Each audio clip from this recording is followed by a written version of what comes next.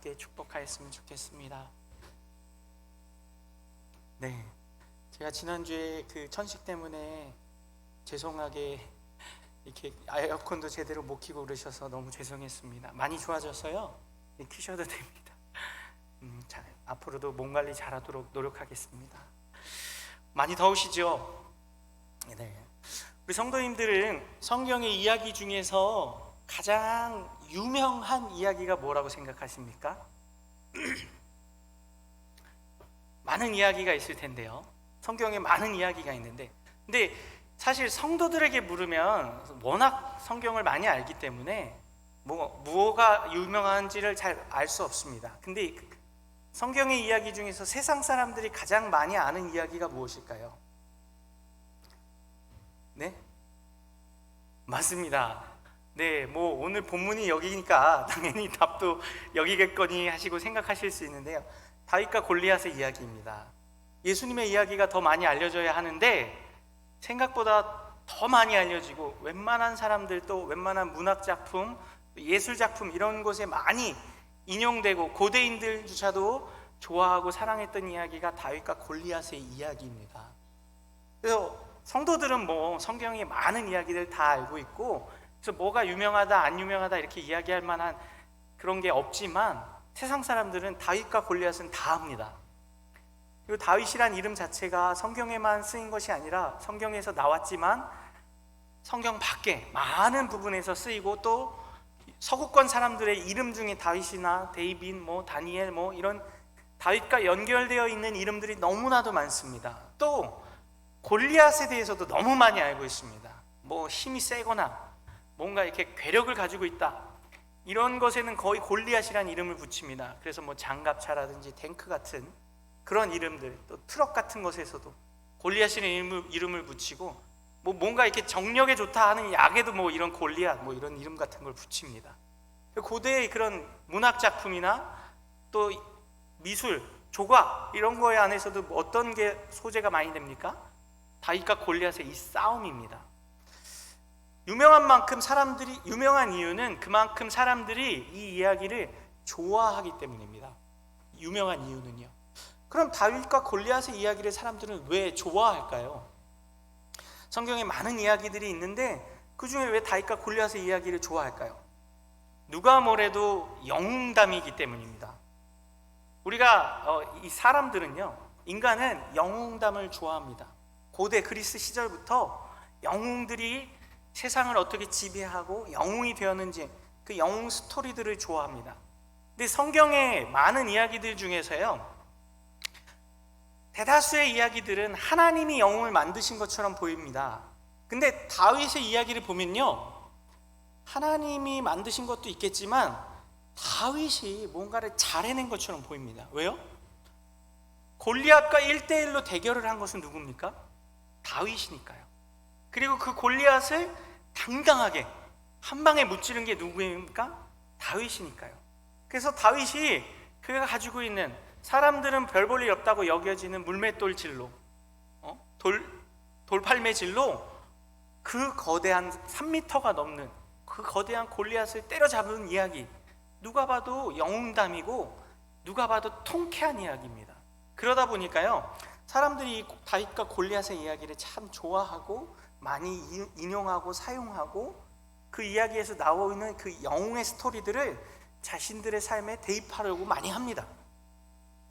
근데 제가 지난 시간에도 말씀드렸지만요, 이 다윗을 바라볼 때에 우리가 어디에 초점을 두지 말자고 했습니까?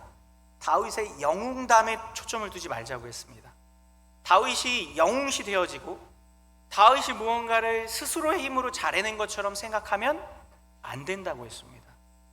다윗이 물론 영웅적인 모습이 있고 잘해낸 모습들이 있고, 그가 정말 힘을 가지고 능력을 가지고 용기를 가지고 용맹함을 가지고 골리앗을 상대한 것은 사실입니다. 근데 그 보잘것없는 다윗이, 그 연약하고 연소한 다윗이 골리앗을 이길 수 있었던 것은, 우리가 쉽게 생각할 때 다윗이 어려서부터 준비되어 있었습니다. 우리가 설교 시간에도 많이 듣습니다. 다윗이 어려서부터 양을 치면서 스스로의 고백에서도 나오지요. 사자와 곰이 내 양을 잡아먹으러 왔을 때 내가 그 곰과 사자를 쫓아가서 내가 빼앗긴 그 어린 양을 찾아오는 그런 훈련을 거듭했다. 우리가 볼 때는 얼굴도 붉고 예쁘장하게 생기고 아름다운 용모다라고 골리앗이 평가하는 것처럼 그런 모습이니까 비리비리하게 아주 보호받으면서 자란 것 같지만, 다윗은 어려서부터 양을 치고 들로 산으로 돌아다니면서 자신의 목자된 직분을 감당하고 양을 잘 지켜내던 그러한 준비된 왕이었다라고 이야기를 합니다. 일면 맞을 수도 있습니다. 근데 그게 맞다고 해서 그 다윗이 스스로의 힘으로 준비된 것이 중요한 것은 아닙니다. 아무리 준비가 잘 되어 있는 용사라 할지라도요, 골리앗을 스스로의 힘으로 이겼다는 것은 말이 될 수 없습니다. 3m가 되는 장정에 전신에 갑주를 입고 온갖 무기를 들고 있는 그 골리앗을 다윗이 그 자신의 준비된 힘으로, 자기 스스로의 힘으로 죽였다? 그럴 수 없습니다. 그럼 우리는 어디에 초점을 맞춰야 할까요? 그 다윗을 만들어 가시는 하나님께 초점을 두어야 합니다. 지난 시간에도 말씀드렸지만 다윗에 초점을 두게 되면 우리가 어떻게 됩니까? 다윗과 우리를 분리합니다. 다윗은 다윗이고 나는 나야. 나는 다윗처럼 그렇게 될 수 없어. 영웅이 될 수 없고 나라를 대변할 수 없고 골리앗 앞에서 용맹할 수 없어. 나는 다윗은 다윗이니까 하나님이 쓰신 것이고 다윗이니까 그런 결과가 나온 것이지 라고 하면서 어떻게 한다고요? 다윗과 우리를 분리해요. 다윗은 성경의 인물이고 하나님이 크게 쓰신 사람이잖아 하면서요. 근데 하나님이 다윗 이야기를 통해서 우리에게 보게 하시는 것은 무엇이라고 했습니까? 그 다윗이지만 영웅처럼 보여지고 능력이 있고 준비된 사람처럼 보여지지만 그 다윗조차도 어떻게 하셨다고요? 하나님이 만들어 가셨다고요. 하나님이 만드신 사람이라고. 그 다윗을 만드신 분은 누구라고요? 하나님이시라고요. 그리고 그 다윗을 만드신 하나님이시기 때문에 오늘 저와 우리 성도님들도 어떻게 하신다고요? 만들어 가신다고.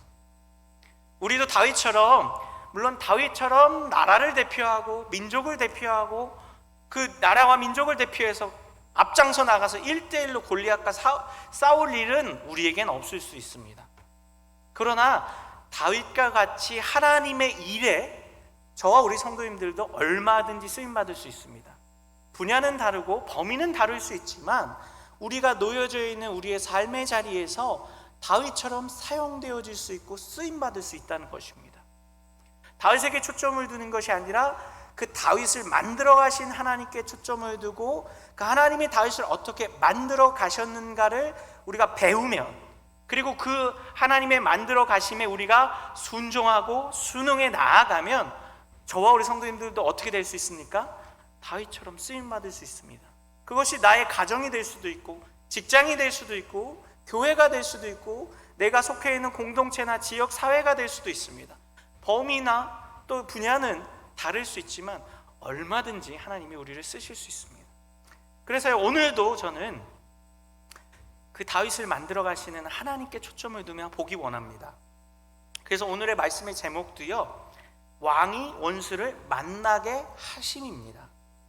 예전에는 이 같은 본문을 가지고 저는 다윗의 포커스를 맞춰서 다윗의 중심, 다윗은 어떻게 이렇게 쓰임받을 수 있었는가, 이런 것들에 대해서 생각을 해보았는데요, 하나님이 시선을 바꾸게 하시더라고요. 시각을 바꾸고 하나님이 일하시는 것에 초점을 두게 하신다는 것입니다. 우리 성도님들도요, 오늘 말씀을 들으시면서요, 물론 다윗에 대해서도 많이 이야기할 것입니다.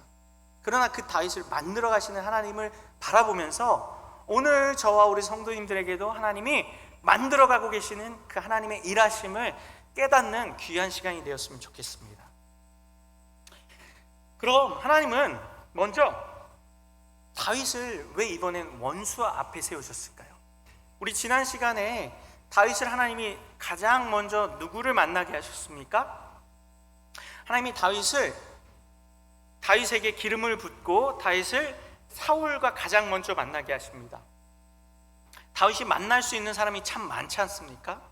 자기 그 지역에 있는 그 지역의 장로들이라든지 유력자들이라든지 아니면 자신을 도울 수 있는 많은 돕는 사람들을 만난다든지 아무튼 하나님이 다윗에게 기름을 부으셔서 다윗이 왕으로서 성장하고 성숙해 가는데, 순탄한 길, 처음부터 어려운 길을 가면 어렵잖아요. 힘들잖아요. 그리고 그 길을 완주하기가 너무 버겁잖아요. 그래서 돕는 사람을 만나고 함께 협력하는 사람을 만나고 유력하게 힘을 보태줄 수 있는 사람을 만나게 하시면 좋겠는데, 가장 먼저 누굴 만나게 하셨죠? 가장 피해야 될 사람, 어찌 보면 정적이 되고 어찌 보면 원수가 될 수 있는 사람을 만나게 하셨어요. 그게 누구예요? 사울이에요. 그런 다음에 두 번째로 만나게 하는 사람이 누굽니까? 이번 진짜 원수예요. 지난 시간에 우리가 사울을 원수로 보게 하신 것이 아니라 왕으로 보게 하시고 섬김의 대상으로 보게 하심으로 하나님의 시각과 하나님의 마음을 다윗에게 가르쳐 주셨다고 했습니다. 사람들을 바라보는 마음, 시각을요. 오늘은 그 반대의 시각이에요. 무엇입니까? 이제는 원수로 분별하는 것이에요. 하나님이 하나님의 사람으로서 섬겨야 될 사람들, 또 존중하고 사랑해야 될 사람들을 보게 하셨는데, 처음에는, 두 번째는 진짜 원수가 누구인지를 보게 하신다는 것입니다. 이를 통해서요, 하나님은요, 다윗에게 가장 먼저 준비되어야 할 것이 무엇이라는 것을 알게 하시는 겁니까? 중심이라는 것입니다. 하나님은 우리가 다윗을 세울 때에도 보았습니다. 하나님 무엇을 안 보신다고요? 외모를 보지 않으신다고요. 그럼 무엇을 보신다고요? 중심을 보신다고요. 이게 우리가 다윗을 세울 때, 다윗을 왕으로 기름 붓고 선택하실 때에만 해당되는 말씀이 아닙니다. 그럼 뭐예요? 하나님이 사람을 만들어 가실 때도 똑같이 적용되는 것입니다. 그래서 사울이나 다른 왕들처럼, 다른 이방의 왕들처럼 왕으로서 가져야 될, 지녀야 될 지략이라든지 군사력이라든지 힘이라든지 전투하는 전투 능력이라든지 또 백성들을 지휘하는 지휘 능력이라든지 이런 것들을 갖추게 하시고, 또 외모도 더 몸이 좋아지게 만드신다든지, 또 뭔가 이렇게 더 사람들의 눈에 띌 만한 사울처럼 큰 키를 갖게 하신다든지, 이런 것들을 먼저 주시는 게 아니라 무엇을 먼저 주십니까? 그의 중심을 올바르게 세울 수 있는 사람들을 만나게 하십니다. 그게 사울이었고, 그게 오늘은 원수되는 골리앗입니다. 그럼 하나님은 이들을 통해서 가르치신 것은 무엇입니까? 우리가 일반적으로는 이 골리앗을 만남을 통해서 이 다윗이 이제 역사의 전면에 등장하게 됩니다. 그 전에 사울 왕의 신하로서, 또 사울 왕의 무기 든 자로서, 또 사울 왕이 악신이 들렸을 때 그를 치료하고 도와주는, 악기를 연주함으로 인해서 그의 악신을 물리쳐주는 역할을 감당하게 하셨습니다. 근데 이것은 사실은 역사의 전면이라고 할 수는 없습니다. 왜요? 그냥 사울의 신하에 불과합니다. 사울을 돕는 사람, 사울을 섬기는 사람에 불과하고요. 이러한 사울의 무기 든 자로, 또 사울을 치료해 주는 자로 있다고 해서 이스라엘 마음 백성들이 다윗을 알 수 있을까요? 그리고 다윗을 존중하거나 다윗을 왕으로 인정할 수 있을까요? 어렵습니다. 근데 다윗이 역사 전면에 드러나고 온 12지파 이스라엘 백성들에게 이름을 알리게 된 사건이 무엇이죠? 오늘 다윗이 골리앗을 죽이는 사건입니다. 근데 이 사건을 통해서 다윗은 무엇이 됐다고요? 영웅이 되었습니다. 이스라엘 백성들에게도 영웅이 되었고, 이방 족속들에게도 영웅이 되었고, 모든 역사 속에서 영웅처럼 비추어집니다. 사실 이 사건이 중요한 역할을 하긴 합니다. 다윗을 하나님께서 역사 전면에 내세우셔서 왕으로 만들어 가시고, 온 이스라엘 백성들이 다윗을 알게 하시고 그가 왕으로서 준비되어져 가는데 매우 중요한 사건이 되는 것은 사실입니다. 근데 거기에만 초점을 두지 말자고 했습니다. 그럼 우리가 더 신경을 써야 될 것은 무엇입니까? 더 집중해서 보아야 될 것은 무엇입니까? 하나님이 골리앗을 만나게 하심을 통해서 그에게 가르치시는 것이 무엇인가입니다. 우린 그것을 보아야 됩니다. 하나님이 원수 같은 사울을 만나서 사울이 원수가 아니라는 것을 알게 하십니다. 원수가 아니라 왕이고 기름 부음 자이고, 그 기름 부음 받은 자를 섬김의 대상, 사랑의 대상, 국률의 대상으로 보아야 한다라는 것을 알게 하셨습니다. 근데 이번에는 원수가 되는 사람, 진짜 원수를 만나게 하십니다. 이를 통해서 하나님이 다윗에게 가르치시려는 것은요, 원수를 분별하는 시각입니다. 원수가 누구인지, 원수가 어떤 것들인지를 보게 하신다는 것입니다. 우리가 그것을 알려면요, 과연 이 골리앗은 어떠한 일을 하고 있는가를 보아야 합니다. 먼저요, 골리앗은 무엇을 합니까? 전쟁에 나왔어요. 또 전쟁에 나오는 장수입니다. 장수가 전쟁에 나와서 적군과 싸우는 것은 당연합니다. 근데 중요한 것은 무엇이냐면요, 이 골리앗이 단순히 전쟁에 나와서 적군과 싸우는 정도가 아니라는 것입니다. 그럼 이 골리앗이 지금 하고 있는 행태가 무엇인지 우리가 함께 보아야 하는데요, 오늘 본문 위로 좀 올라가서요, 오늘 본문 17장 10절과 11절의 말씀을 함께 보겠습니다. 오늘 본문 10절과 11절의 말씀을, 본문 위에 있는 10절과 11절의 말씀을 함께 읽어보겠습니다. 눈을 조금만 올리셔서 한 장 앞으로 넘기시면 될 것 같습니다. 함께 읽습니다. 시작. 그 블레셋 사람이 또 이르되 더불어 싸우게 하라 한지라 사울과 온 이스라엘이 블레셋 사람의 이 말을 듣고 놀라 크게 두려워하니라. 지금 골리앗이 무엇을 하고 있습니까? 이스라엘의 군대를 모욕하고 있다라고 이야기하고 표현합니다. 근데 실상은 누구를 모욕하는지를 보아야 되는데요, 오늘 본문 좀 더 또 밑으로 내려가세요. 10절에서 좀 더 내려가서 23절부터 25절의 말씀을 함께 보겠습니다. 함께 읽습니다. 시작. 그들과 함께 말할 때에 마침 블레셋 사람의 싸움 도두는 가드 사람 골리앗이라 하는 자가 그 전열에서 나와서 전과 같은 말을 하매 다윗이 들으니라. 이스라엘 모든 사람이 그 사람을 보고 심히 두려워하여 그 앞에서 도망하며 이스라엘 사람들이 이르되 너희가 이 올라온 사람을 보았느냐? 참으로 이스라엘을 모욕하러 왔도다. 그는 죽이는 사람은 왕이 많은 재물을 부하에게 그의 딸을 그에게 주고 그 아버지의 집을 이스라엘 중에 세금을 면하게 하니라. 26절도 계속 보겠습니다. 다윗이 곁에 서 있는 사람들에게 말하여 이르되 이 블레셋 사람을 죽여 이스라엘의 치욕을 제거하는 사람에게는 어떠한 대우를 하겠느냐? 이 할례 받지 않은 블레셋 사람이 누구이기에 살아계시는 하나님의 군대를 모욕하겠느냐라고 얘기합니다. 겉으로 보여지기에는 골리앗이 블레셋의 장수로서 싸움 전면에 나와서 1대1로 싸움을 도두는 그러한 역할을 하는 것처럼 보입니다. 근데 거기서 그치지 않고 이 골리앗이 무엇을 한다고요? 이스라엘을 모욕하는데 단순히 이스라엘을 모욕하는 것이 아니라 누구를 모욕했다고 합니까? 하나님을 모욕하였습니다.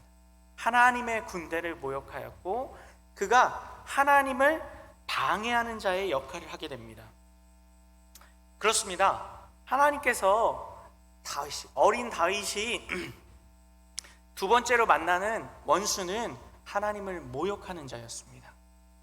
우리가 여기서 살펴봐야 할 것은 무엇이냐면요, 다윗은 왜 전장에 처음부터 나가지 않았을까요? 우리가 앞에 본문 오늘 17장 1절부터 쭉 보게 되면 이유를 알게 됩니다. 간단하게 설명을 드리면요, 다윗이 아직 전쟁에 나아갈 나이가 안 된 것 같습니다. 그리고 그 위로 있는 형들 중에서도 3명의 형들만 전장에 나아가게 됩니다. 이스라엘의 전통에 의해서는 20세 이상이 되는 남자들만 전쟁에 이렇게 소집되었다고 합니다. 그러니까 그 말은 무슨 말이냐면 다윗이 아직 20세를 넘기지는 못한 상황인 것 같습니다. 그래서 전쟁에 나아가지 못하고 있어요. 근데 그게 뭘 뜻하냐면요, 다윗이 16장에서 보았을 때 사울의 무엇을 든 자였습니까? 무기 든 자였습니다. 즉 뭐예요? 사울이 무기를 담당하는 자였기 때문에 전쟁이 나면 당연히 소집되어야 하고 사울 왕을 따라서 전투에 나아가야 하는데 이스라엘의 전통상 아직 이 다윗이 20세가 되지 못하였고 전쟁에 나아갈 나이가 되지 못하여서 전쟁에 나아가지 않은 상태였습니다. 근데 이스라엘과 블레셋의 교착 상태가, 전쟁이 어떻게 됩니까? 40일이 넘도록 지속되게 됩니다. 이유는 무엇이에요? 골리앗 때문이에요. 골리앗이 3m가 넘는 괴물이었거든요. 그래서 어떻게 합니까? 이스라엘 백성들 무서워서 두려워서 떱니다. 아까 읽었던 11절에 뭐라고 합니까? 이 말을 듣고 놀라 크게 두려워하였다라고 해요. 온 이스라엘이. 그리고 또 누가요? 사울 왕이요. 그래서 싸움에 임하지 못하는 거예요. 이스라엘을 대표하는 사울 왕이 저 골리앗과 나아가 싸워서 골리앗을 죽여 없애야 하는데 두려워서 못하고 있는 거예요. 제가 생각해도 3m가 되는 괴물이, 거인이 눈앞에 나타나면 아무리 싸움을 잘하고 아무리 능력이 출중한 사람이라 할지라도 그 괴물을 쉽게 상대할 수는 없을 것 같습니다. 더군다나 사울 왕처럼 하나님을 의지하기보다 누구의 힘을 더 의지합니까? 자기 자신의 힘과 백성의 힘을 더 의지하는 타락해버린 왕이라면 골리앗을 보고 무엇을 보게 됩니까? 인간적인 눈으로 골리앗을 보게 됩니다. 그래서 어떻게 해요? 싸움이 40일이 넘도록 교착 상태에 이르게 됩니다. 근데 오늘날에도 전투나 전쟁에서 중요한 부분이 지난 시간에도 말씀드렸지만 병참이에요. 병참이 준비되지 않으면 백성들이 어떻게 합니까? 싸울 수 없어요. 사울이 했던 실수 중에 하나가 무엇입니까? 블레셋이 쳐들어왔을 때 백성들에게 자기의 의로움을 증명하고 자기를 증명하기 위해서 금식을 시켰었잖아요. 그로 말미암아서 실수를 하고 백성들이 많이 시달리게 되고 전투에 온전히 임하지 못하는 사건이 있었죠. 오늘은 어떤 사건이 어떻게 되냐면요, 반대예요. 교착 상태가 길어진 거예요. 준비해 갔던 병참이 다 떨어진 것이죠. 그러다 보니까 어떻게 합니까? 그 병참을 구할 수 없고 이 사실을 안 이새가 어떻게 합니까? 자기 세 아들들이 분명히 병참을 구하지 못하고 식사를 못하게 될 것이다. 그래서 어떻게 합니까? 막내 아들 다윗에게 도시락 심부름을 시킵니다.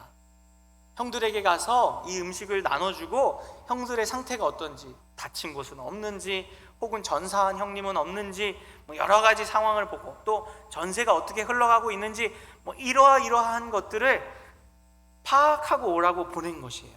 즉 무슨 말입니까? 사실은 다윗은 인간적인 눈으로 보면 전쟁에 나갈 나이도 아니고 전쟁에 나갈 만한 위치에 있지도 않았지만 하나님이 어떻게 하십니까? 그 다윗을 전장으로 이끄십니다. 전장에 나아가서 전장에서 일어난 일을 목도하게 하신다는 것입니다. 철저히 하나님의 이끄심이 있었다는 것이. 근데 다윗이 우리가 생각할 때 준비되어 있었을까요? 싸움을 준비하고 전쟁에 나아가서 3m가 넘는 골리앗과 같은 거인을 상대할 준비가 되어 있었을까요? 사자와 곰을 상대해 본 경험이 있지 않습니까? 양을 지키기 위해서요. 글쎄요, 그러한 준비로 말미암아 정말 골리앗을 잡을 수 있을 만한 용기와 용맹이 있었을지는 잘 모르겠습니다. 그럼 무엇이에요? 철저하게 하나님이 이끌어 가신다는 것이에요. 갈 일이 없었던 블레셋과의 전쟁 앞에 나아갈 일이 없었던 다윗을 하나님이 강권적으로 이끌어 가신다는 것입니다. 그리고 그 전장에 나아가서 다윗은 누굴 봅니까? 골리앗을 보게 됩니다. 근데 골리앗을 본 다윗의 마음은 어땠나요? 다른 모든 이스라엘 백성과는 달랐어요. 다른 모든 이스라엘 백성들은 어떤 마음이었다고요? 듣고 놀라고 마음이 두렵고 떨렸어요. 그 골리앗 앞에 나아갈 수 없었어요. 누구까지도요? 사울 왕조차도요. 그래서 어떻게 합니까? 사울 왕이 왕으로서 자존심을 지키고 지위를 지키려면 어떻게 해야 돼요? 이 싸움에 가장 전면에 나서야 하거든요. 근데 나설 수가 없으니까 어떻게 해요? 나 대신 저 골리앗을 죽이는 자에게 뭘 주겠대요? 딸을 준대요. 사위 삼겠다는 뜻이죠. 왕족으로 만들어 주겠다는 뜻이에요. 그리고 뭐 한대요? 많은 재물을 주겠대요. 또 뭐 한대요? 아버지의 세금도, 너희 그 집안의 세금도 감면해 주겠대요. 이때 당시에 줄 수 있는 최고의 대우이고 포상입니다. 이만큼 뭐예요? 사울이 두려웠던 것이. 사울을 필두로 해서 온 이스라엘 백성들이 두려워하였고 그 골리앗 때문에 전전긍긍하다가 이제는 어떻게 해요? 도망가기에 이르게 됩니다. 근데 이러한 상황 속에서 다윗만은 어떻게 합니까? 그 골리앗을 보고 어떻게 해요? 마음에 분노를 일으킵니다. 아니, 저 할례 받지 않은 자가, 할례도 받지 않았다는 건 무슨 말이에요? 하나님의 선택함을 받지도 않은 그러한 이방 족속 주제에 하나님을 모독하다니, 하나님의 군대를 모욕하고 하나님을 모욕하다니, 이를 두고 볼 수 없었던 것이에요. 그래서 어떻게 합니까? 골리앗 앞으로 나아가게 했다는 것입니다. 자, 여기서 하나님은 다윗에게 원수를 바라보는 눈을 갖게 하십니다. 다윗이요, 골리앗을 바라보면서, 물론 원수입니다. 적군이니까요. 근데 뭐 할 수 있어요? 피할 수 있습니다. 왜요? 상대가 안 되는 상대이잖아요. 다윗은 지금 어때요? 전쟁에 나갈 나이도 안 된 만큼 어린 남자아이, 소년이에요. 근데 그 소년 다윗이, 어린 다윗이 골리앗을 보고 두려운 마음이 없어지고 오히려 그를 향하여서 어떻게 합니까? 분을 일으킵니다. 하나님이 주신 분노하는 마음을요. 이를 통해서 무엇을 깨닫게 하시는 거예요? 원수를 보게 하시는 것이에요. 누가 원수예요? 우리가 생각할 땐 나에게 불이익을 주거나 나를 공격하거나 나에게 손해를 주는 사람을 원수라고 생각합니다. 우리 성도님들 곰곰이 한번 생각해 보십시오. 우리가 인간적인 마음으로 누굴 원수로 여기십니까? 남편 빼고요. 누굴 원수로 여기세요? 나에게 불이익을 주는 사람들, 혹은 나를 힘들게 하는 사람들, 나를 공격하는 사람들. 그게 누구예요? 그게 누구이든 상관없어요. 그게 직장 상사일 수도 있고, 옆집 이웃일 수도 있고, 아니면 친인척일 수도 있고, 심지어는 남편일 수도 있어요. 왜요? 나와 마음이 맞지 않고 나를 공격하고 나를 힘들게 하는 사람을 우린 뭘로 여깁니까? 원수로 여겨요. 근데 하나님이 사울과의 만남을 통해서 뭘 깨닫게 하셨다고요? 원수 아니라고요. 다윗에게 가장 공격적인 사람이 누구예요?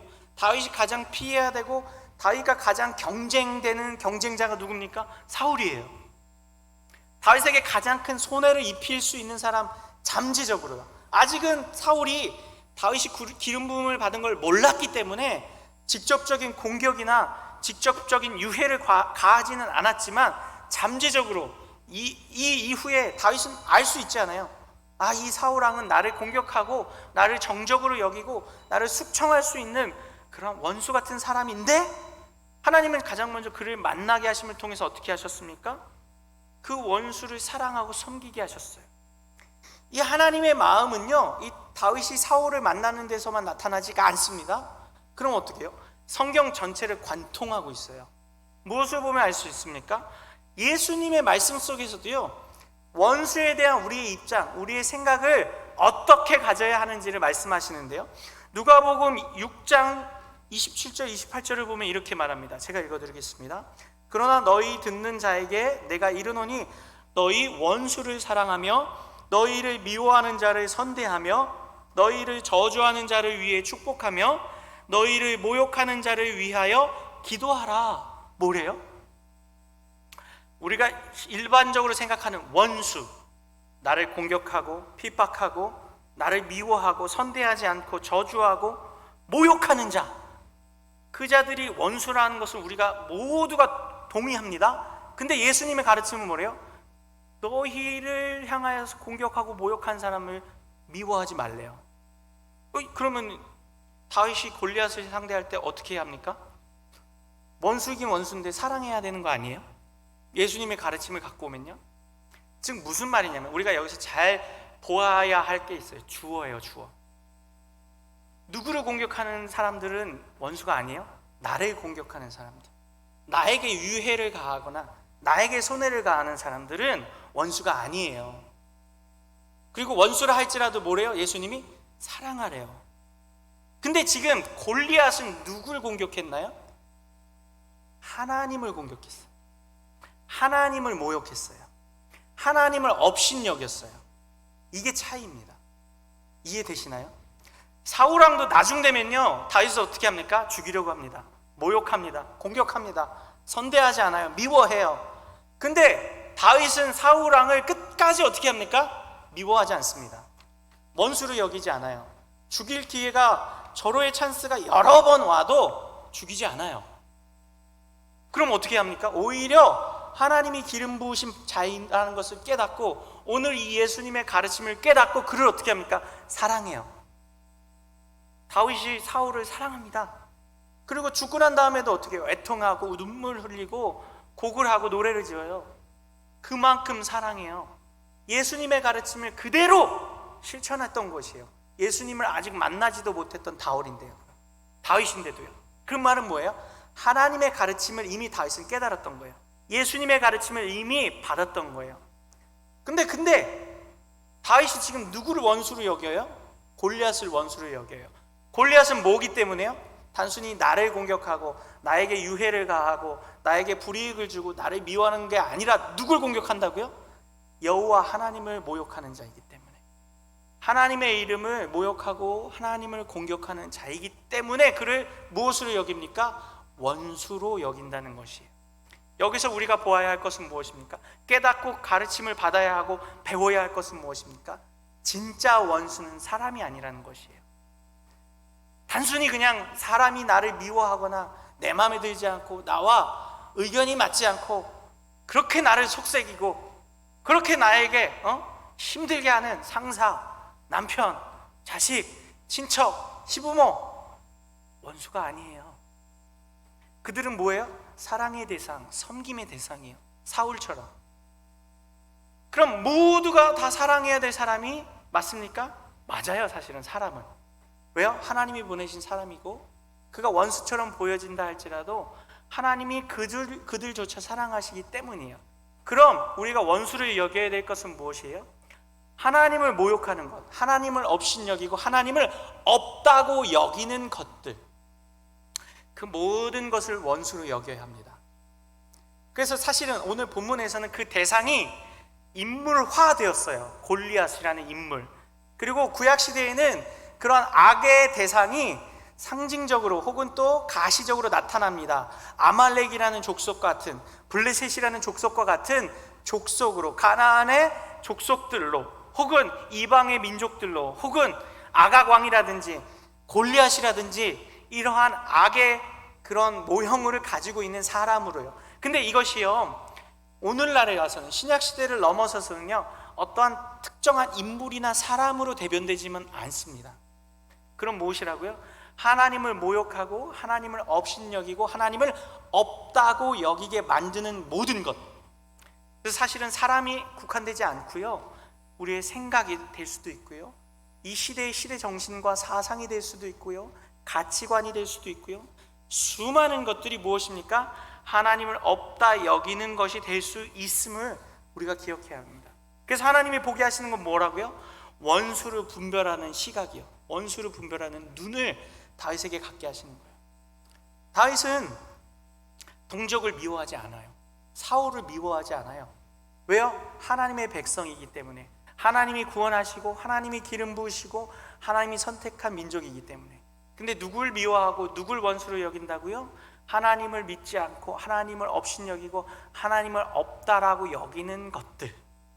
오늘 본문에서는 골리앗이 되는 것이죠. 골리앗과 같이 하나님을 부정하게 만드는 것들을 어떻게 합니까? 원수로 여겨야 한다는 것입니다. 우리는 무엇을 원수로 여깁니까? 저와 우리 성도님들은 무엇을 원수로 여깁니까? 아까 말씀드린 것처럼 나를 힘들게 하거나 나에게 손해를 주는 사람이나 환경이나 상황이나 모든 것들을 다 뭘로 여겨요? 원수로 여겨요. 미워해요. 나에게 불이익을 주는 것들을 미워합니다. 근데 하나님은 그게 진짜 원수가 아니라는 것을 깨달아 알게 하십니다. 그럼 진짜 원수는 무엇이라고요? 하나님을 모욕하고 하나님을 욕되게 하고 하나님이 없다라고 여기는 수많은 것들을 우리가 원수로 여기게 하신다는 것입니다. 이것을요, 또 성경 전체를 통해서 찾아볼 수 있는데 신약의 말씀들을 통해서 한번 제가 찾아보고자 합니다. 그래서 몇 가지를 좀 찾아봤는데요, 찾았어요. 첫 번째는요, 마태복음 12장 31절의 말씀입니다. 우리 졸음도 깰 겸 한번 같이 찾아볼까요? 마태복음 12장 31절의 말씀입니다.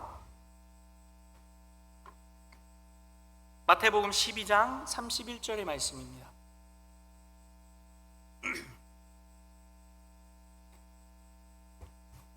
우리 한 목소리를 봉독하여 읽겠습니다. 시작. 그러므로 내가 너희에게 이르노니 사람에 대한 모든 죄와 모든 성령을 모독하는 것은 사하심을 얻지 못하겠고. 하나님이 용서하지 않는 것이 하나 있는데 무엇입니까? 성령을 모독하는 것이라고 해요. 즉 하나님의 역사하심과 하나님의 구원하심을 막는 것들. 사람이 성령을 모독할 수 있을까요? 사람이 성령을 방해하거나 막을 수 있을까요? 사람 개개인의 힘으로는 성령을 막을 수 없습니다. 그럼 무엇입니까? 사단의 무리, 사단의 영이 그것을 오늘날로 따지자면 무엇이라고 생각하십니까? 저는 이것에 대해서 성령을 방해하고 성령을 모독하고 하나님을 모독하는 것이 무엇이 있을까 생각해 보았을 때요, 세상의 지식인 것 같아요. 오늘날은요. 오늘날 사람들이 무엇을 쫓으며 살아갑니까? 오늘날 사람들이 무엇을 신뢰하고 살아간다고 생각하십니까? 첫 번째는요, 세상의 지식이에요. 오늘날 세상의 지식은 무엇으로 대변됩니까? 진화론과 같은 이성, 과학으로 대변됩니다. 그래서 어떻게 해요? 과학적이지 못한 것, 이성적이지 못한 것은 다 업신여깁니다. 없다고 여깁니다. 눈으로 증명되지 못하는 것들, 내가 피부로 느끼고 아 그렇구나라고 체험할 수 없는 것들을 우리는 어떻게 해요? 믿지 않습니다. 물론 우리 성도님들은 그렇지 않습니다. 근데 세상의 많은 사람들은요, 실제로 어떻게 해요?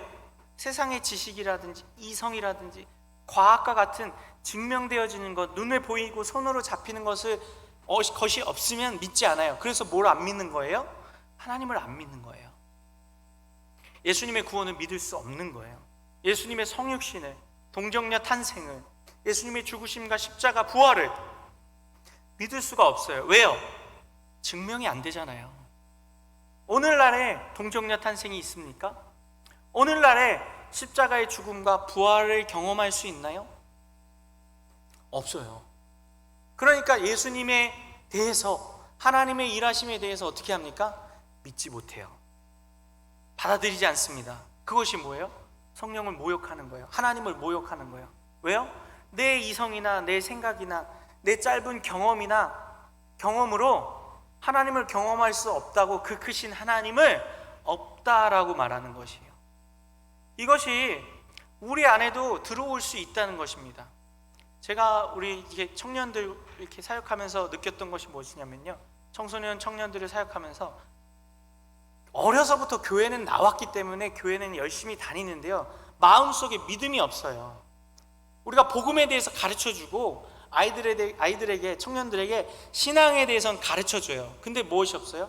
진정한 믿음이 없어요. 왜요? 이 이유 때문인 게 많아요. 왜냐하면 자신들이 경험할 수 없고 경험해 본 적이 없다 보니까 성령님이 그 안에서 감동시켜 주시고 역사해 주신 것을 체험한 적이 없다 보니까 귀로는 알고 머리로는 알아서 예수님이 우리를 어떻게 구원하셨는지 설명해봐라 하면 설명은 잘해요, 말로는. 근데 그 안에 무엇이 없습니까? 진정한 믿음이 없어요. 그러니까 무엇을 하게 돼요? 원수를 맞닥뜨렸을 때 하나님을 의지하지 않고 내 힘을 의지하면서 좌절해요. 두려워해요.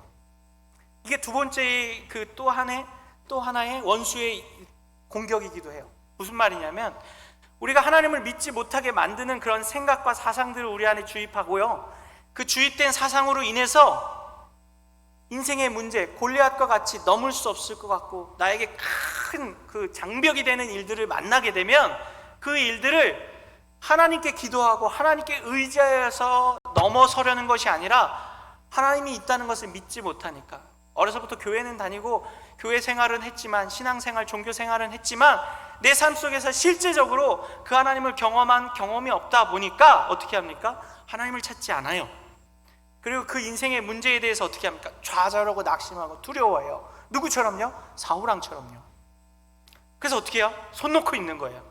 혹은 포기하는 거예요. 혹은 인생이 망했다고 생각해요. 우리 아이들, 청년들, 청소년들 어느 시기에 가장 많이 좌절하나요? 입시 때 많이 좌절합니다. 자기가 생각하고 자기가 기도하고 꿈꿔왔던 대학을 가지 못한다든지, 아니면 아예 대학을 못 들어간다든지, 혹은 취업이라든지 이러한 일들 앞에서 맞닥뜨렸을 때 좌절하게 돼요. 넘어지게 돼요. 실패하게 돼요. 넘을 수 없을 것처럼 여기게 돼요. 그때 어떻게 합니까? 우리 성도님들은 어떻게 하세요? 하나님을 의지하고 하나님이 주시는 힘으로 넘어설 수 있다는 믿음을 가지고, 지금 당장은 실패하였지만, 올해는 대학을 못 가였고 올해는 취업을 못 하였지만 하나님이 내 인생을 주관하신다는 믿음을 가지고 다음 해를 도전할 수 있잖아요. 근데 요즘 청년들, 청소년들은 어떤 줄 아십니까? 포기하고 좌절합니다. 그래서 무슨 포 세대라는 말까지 나와요? M4 세대라는 말도 나온 거예요. 모든 걸 다 포기해버리는 거예요. 왜요? 당장 내 눈앞에 있는 골리앗을 내가 이길 수 없는 것처럼 여겨지거든요. 그 마음속에 무엇이 있으니까요? 하나님에 대한 신뢰와 믿음이 없으니까 골리앗이 눈앞에 보여지는 그 장벽이 넘을 수 없는 게 되어버려요. 그래서 어떻게 합니까? 쓰러지고 넘어지고, 나 대신 누가 좀 해줬으면 좋겠다. 그게 요즘은 이제 부모님들이 해줘요.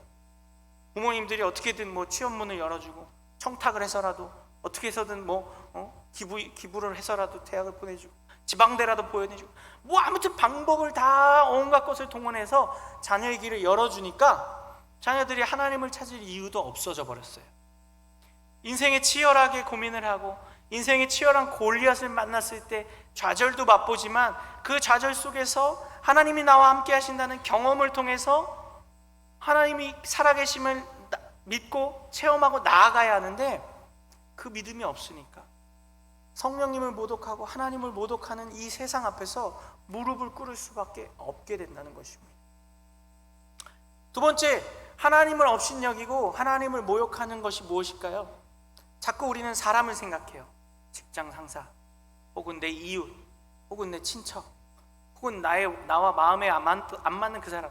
근데 사람을 생각하지 말고 우리가 어떤 삶을 살고 어떤 생각과 가치관을 갖고 있는가를 잘 살펴보셔야 하는데요. 두 번째가요, 로마서 8장 7절에 이렇게 말씀하십니다.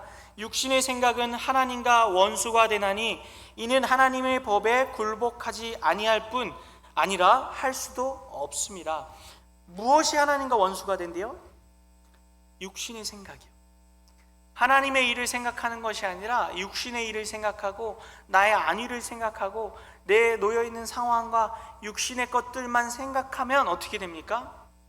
하나님을 업신여기게 돼요. 하나님이 없다라고 생각하게 돼요. 그래서 무엇이 돼요? 하나님과 원수가 돼요. 근데 잘 살펴보면요, 이 육신의 생각은 어디로부터 비롯됩니까? 우리 자신에게로부터 비롯됩니다. 사실 아까는 세상이 주는 세상의 지식이나 세상의 가치관이나 생각들이라고 했어요. 증명될 수 없고 경험되어지지 않는 것들을 믿을 수 없다라고 여기는 세상의 가치관들. 근데 육신의 생각은 무엇입니까? 우리 자신에게서부터 또 나타날 수 있어요. 우리가 육신의 일에만 생각을 하는 거예요.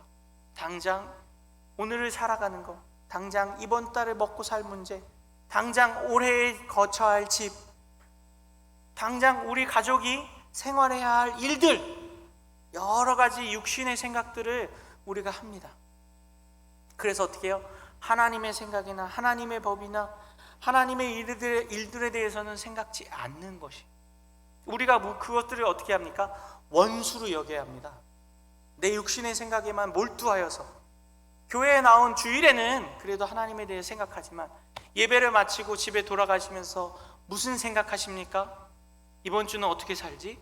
내일은 뭐 먹고 살지? 뭘 하면서 살아야 하나? 직장 가서는 뭘 해야 되지? 내 철저한 내 육신의 것들만 생각하면서 살아가는 거예요.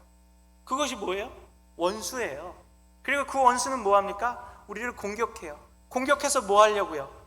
당장 우리의 목숨을 끊어놓지는 않아요. 근데 무엇을 끊어놓습니까? 하나님과 우리와의 관계를 끊어놓습니다. 우리가 원수를 여기고 생명 걸고 싸워야 할 것은요, 이러한 것들이에요. 나와 하나님과의 관계를 끊어놓는 것, 나와 하나님과의 관계 속에서 내가 하나님이 없다라고 여기게 만드는 것들. 주일에는 아니어도, 주중에 교회 안에서는 아니어도 집이나 직장이나 학교나 내가 있는 곳에서, 그곳에서 하나님을 생각지 않게 만드는 모든 것이 무엇입니까? 원수가 될 수 있다는 것을 유념해야 합니다. 제가 무서운 것을 이번 주에 경험했는데요, 이번 주에 우리 아들이 집에 왔습니다. 신생아예요. 오늘 20일이 됐는데요, 데리고 오는데 너무 예쁘고 너무 좋은 거예요. 데리고 와서 이제 집에 눕혀놓는데 이 첫째 아이가 이 둘째 아이를 받아들이지 못하는 거예요. 그래서 막 얼굴을 핥히고 밟으려고 그러고 암살을 하려고 그래요. 그렇게 어떡하나 싶어요. 저희가 안 보면 어디 가서 그렇게 보고 있는지. 근데 보는 눈을 제가 촬영했는데 보고 있는 눈이 사랑의 눈이 아니에요. 증오의 눈이에요. 근데 이 형제간의 문제를 보면서 제가 무슨 생각을 했을까요? 기도하지 못했어요. 죄송합니다. 그럼 어떻게 했냐? 어떻게 하면 이 아이를 설득할 수 있지? 이 둘째를 어떻게 하면 잘 받아들이게 만들 수 있지? 그리고 이 둘째 아이는 어떻게 하면 형의 손에서 벗어나게 해줄 수 있지? 그리고 이 일을 위해서 지금 저희 어머님이 집에 와서 도와주고 계시거든요. 그 시어머니죠. 시어머니에게 어떤 일들을 부탁해야 되지? 또 아내는 이제 몸 풀고 왔는데 아내한테는 뭘 시키고 뭘 어떻게 해야 되지? 그리고 나는 어떻게 해야 되지? 나는 근데 요즘 많이 바쁜데 뭘 하지? 인간적인 생각을 계속 하고 있는 거예요. 육신의 일을 계속 생각하는 거예요. 이번 주가 또 많이 바쁘기도 하고 오늘 말씀도 준비해야 되고 또 여러 가지 일들이 있는데 죄송해요. 정말 육신적인 생각을 너무 많이 했어요. 육신의 아들이 하나 더 생기니까요. 놀랍더라고요. 그러면서 이번 주에 또 이 말씀을 준비하는데 이 말씀이 와닿는 거예요. 와, 내가 정말 육신의 생각을 너무 많이 하는구나. 목사인데도. 그래서 우리 성도님들도 저랑 다르지 않겠지? 근데 다르실 것 같아요. 우리 성도님들은 하나님의 일을 더 생각하시는 것 같습니다. 그러셔야 해요. 우리가 육신의 일만을 너무 생각하면서 뭘 잊어버려요? 뭘 거리를 둬요? 하나님의 일들, 하나님이 우리 가정 가운데 주신 축복, 우리에게 하신 일들, 하나님이 이 가정을 통해서 아이들의 만남을 통해서 주신 축복이 무엇인지는 생각지 않고 그냥 어떻게 하면 전전긍긍하고 보호를 하고 싸움이 안 일어나고 아이를 안전하게 이런 육신의 일들, 인간적인 생각에 제 생각이 완전히 몰입되어 버리는 거예요. 중요하니까요. 그게 내 삶에 중요한 것처럼 여겨지니까요. 우리 성도님들 뭘 생각하십니까? 지금 말씀을 들으시면서도 뭘 생각하세요? 이번 주 직장 가서 무슨 일을 해야 되는데, 이번 주 집에 무슨 큰 행사가 있는데, 2주 후에 전교인 수련, 오늘 이제 전교인 수련회 또 준비 모임인데 2주 후에 전교인 수련회 준비해야 되는데 뭘 준비하지? 이게 하나님의 일입니다. 전교인 수련회. 근데 그것을 육신적으로만 생각하면 육신의 일이 돼버려요. 하나님의 일이지만, 전교인 수련회가 하나님의 일이지만 그것을 육신적으로 뭘 준비하고 내가 뭘 하고 이걸 요렇게 저렇게 준비하고 재정을 요렇게 저렇게 하고, 죄송해요, 제 얘기예요. 사실은 제가 우리 유초등부 수련회 준비하면서 낮 프로그램 우리 유초등부 해야 되는데 요렇게 저렇게 하고 이 선생님께 이걸 맡기고 저 선생님께 저걸 부탁드려서 요렇게 하면 잘하겠지, 육신적으로 생각하는 거예요. 그 일을 물론 준비해야 합니다. 물론 그런 하나하나 세부적인 것들을 준비해야 되는데 그 모든 일을 주관하시는 분이 누굽니까? 하나님이라는 믿음을 가지고 어떤 마음을 해야 돼요? 불안한 마음, 두려운 마음이 아니라 담대한 마음, 기쁜 마음으로 임해야 돼요.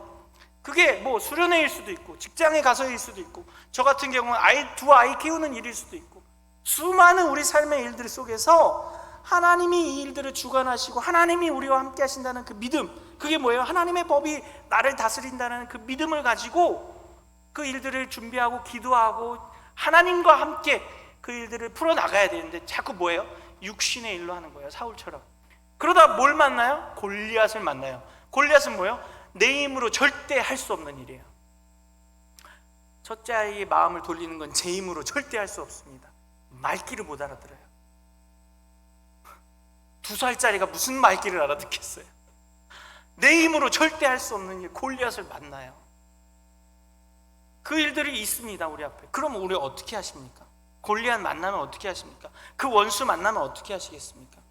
전전긍긍하고 사울처럼 두려워 떨다가 대신할 사람 찾아서 헤매시겠습니까? 돈으로 해결해 보시겠습니까?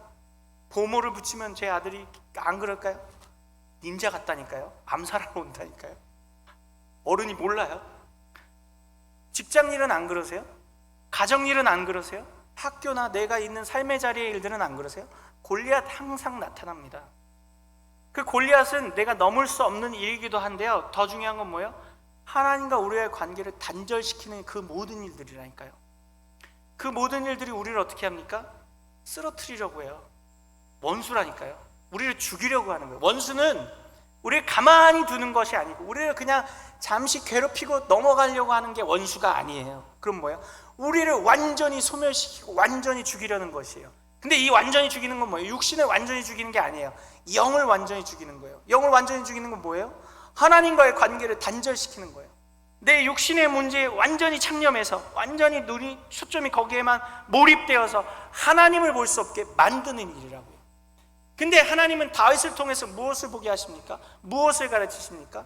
골리앗과 같이 내 힘으로 할 수 없는 일 속에서 그 골리앗을 쓰러뜨릴 수 있는 힘이 어디서 나오는지를 보게 하시는 겁니다. 배우게 하시는 겁니다. 가르치시는 겁니다. 어디서 나오나요? 하나님에게서 나옵니다. 말씀드렸죠. 다윗이 물맷돌 한 개 가지고 골리앗을 죽였다. 기적과 같은 일이 아니라 기적입니다, 사실은. 근데 그 기적을 어떻게 행할 수 있었을까요? 다윗이 어려서부터 곰 잡고 사자 잡고 물맷돌 맨날 돌리고, 글쎄요, 아닐걸요? 그럼 뭐예요? 하나님이 해주신 거예요. 하나님이 잡을 수 있게 해주신 거예요. 뭐 했기 때문이요?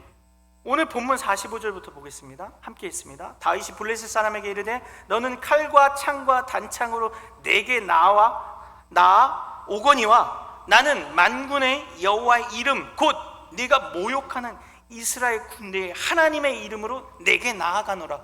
뭘로 나아간대요? 물맷돌을 5개나 갖고 있는데 이걸로 가볼까? 아니라니까요.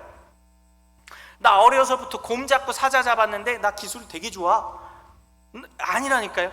그럼 뭘 의지하고 나아갔어요? 하나님의 이름을 의지하고 나아갔다. 하나님이 저 골리앗을 잡아주실 것이라는 믿음을 가지고 나아갔다고.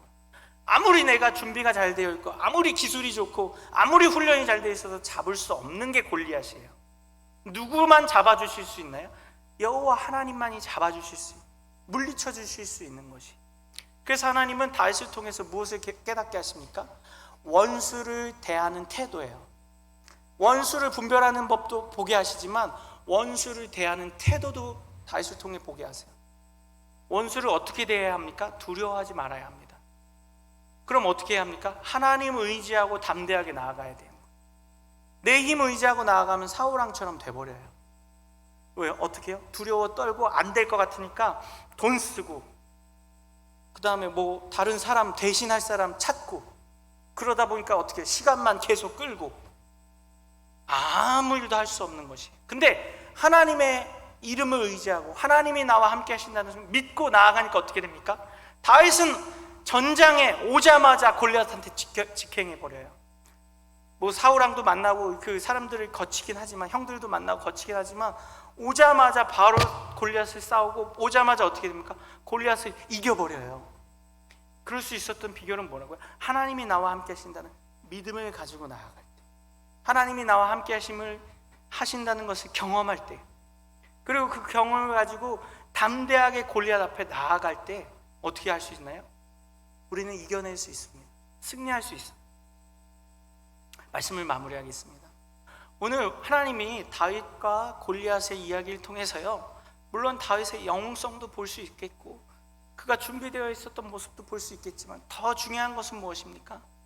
우리를 구원하시고 우리를 위해서 우리를 그 골리앗으로부터 승리케 하시는 분이 누구인가를 올바로 보게 하십니다. 그리고 원수를 여겨야 할 것이 무엇인지, 그 원수를 어떻게 대해야 할 것인지를 가르쳐 주고 계시다는 것을 잊지 않으시기 바랍니다.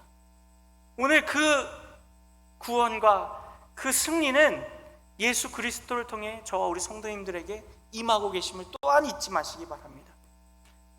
우리를 위해서 예수 그리스도를 보내시고 그 예수님을 의지함으로, 그 예수님의 그 보혈과 그 십자가를 의지함으로 우리 인생의 문제들을 해결해 나아갈 수 있다는 것을 잊지 않고 나아가는 저와 우리 성도님들 되길 소망합니다. 우리 시간에 함께 찬양하고 기도하기 원합니다. 내 주는 강한